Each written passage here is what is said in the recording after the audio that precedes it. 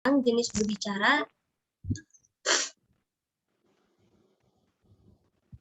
berbicara berdasarkan situasi, diantaranya ada berbicara resmi. Nah, berbicara resmi ini merupakan kegiatan berbicara yang terikat pada aturan-aturan, baik aturan yang berkaitan dengan tata krama maupun kebahasaan. Dan pembicara biasanya melakukan persiapan terlebih dahulu. Di dalam situasi resmi ini, pembicara juga dituntut untuk berbicara secara formal, misalnya pidato, ceramah, dan wawancara. Lalu tempat penggunaan berbicara resmi ini biasanya digunakan di sekolah seperti sekolah umum, sekolah khusus, atau latihan kerja, terus kantor, dan gedung yang digunakan untuk pertemuan ilmiah atau formal, penataran, peresmian, pelantikan, dan kegiatan formal lainnya. Dan dalam berbicara resmi ini juga harus menggunakan pakaian yang rapi seperti kemeja, jas, dan lain-lain. Sedangkan berbicara tidak resmi ini merupakan kegiatan berbicara yang tidak terlalu terikat pada aturan-aturan. Kadang-kadang berlangsung secara spontan dan tanpa perencanaan atau melakukan persiapan khusus. Di dalam situasi tidak resmi ini, pembicara harus berbicara secara tidak formal, misalnya bertelepon, bercerita, bercakap-cakap, dan tempat penggunaan berbicara tidak resmi ini biasanya digunakan dalam kehidupan sehari-hari di lingkungan anak-anak, remaja, pemuda, dan orang tua dengan bahasa dan situasi yang sangat santai. Biasanya di lingkungan keluarga, lingkungan masyarakat, dan contohnya itu seperti menyapa, bergosip, atau mengobrol, mengejek, bercerita, memberitahu. Dan berbicara tidak resmi ini menggunakan pakaian yang biasa saja, tidak terlalu formal dan santai, kayak menggunakan baju tidur, celana pendek, atau baju-baju kaos, dan lain sebagainya. Cukup sekian penjelasan dari saya. Selanjutnya untuk indikator yang kedua akan disampaikan oleh Syifa Laili Izzati. Pada Syifa dipersilakan. Baik, terima kasih kepada moderator. Indikator selanjutnya yakni tentang faktor yang mempengaruhi bicara. Next, Cak.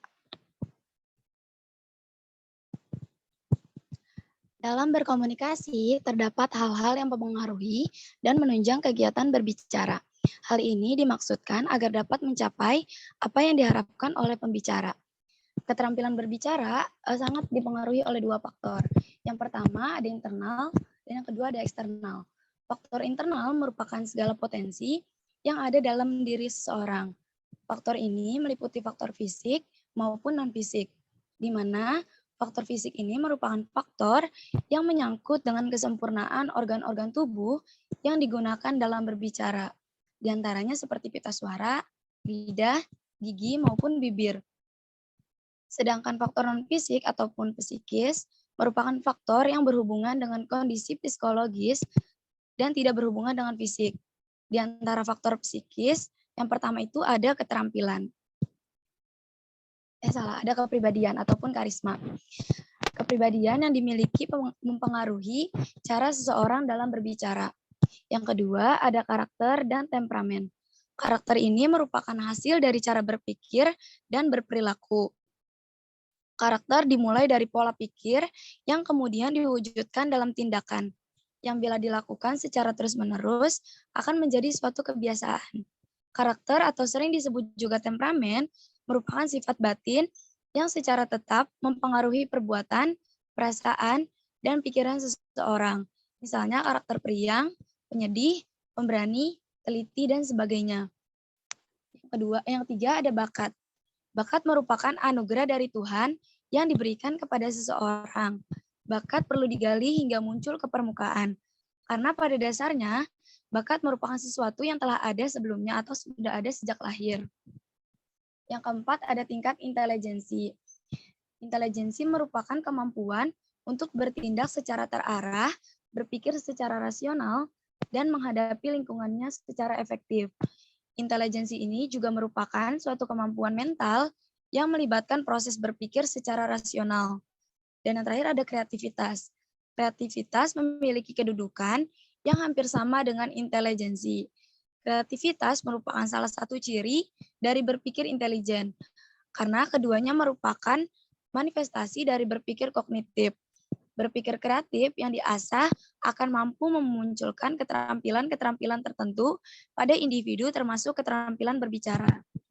Selanjutnya ada faktor eksternal.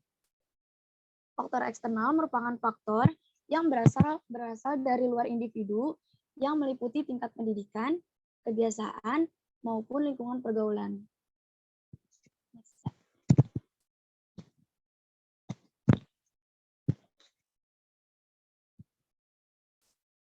Next, coba baca.